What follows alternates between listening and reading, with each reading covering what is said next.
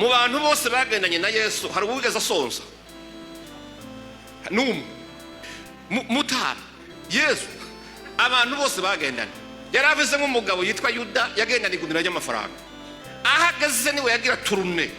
sivyo none mubize se intumwa arazigaburira yahura n'abantu 5,000 bishonje ati bapeshakura ba fagitira kariho habe n'ideni gikore ntajyo yarafise banke abandi bantu batabika muri banke ujya bufaranga bwanyu batobwakira we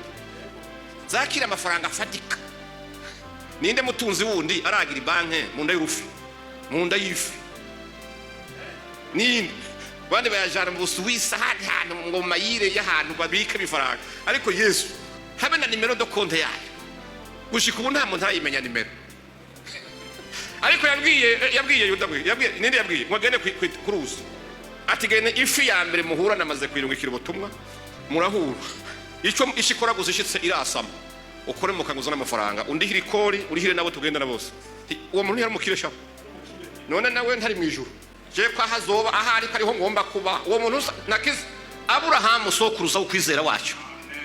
yari multimilliardaire mu batunzi ba kino gihe babaho nta numwe ariho bavuga yuko yababize ubutunzi bwa Aburahamu yari afise niwe sokuru ukwizera bayisaka bari bafise bingana inzira y'ubwenge.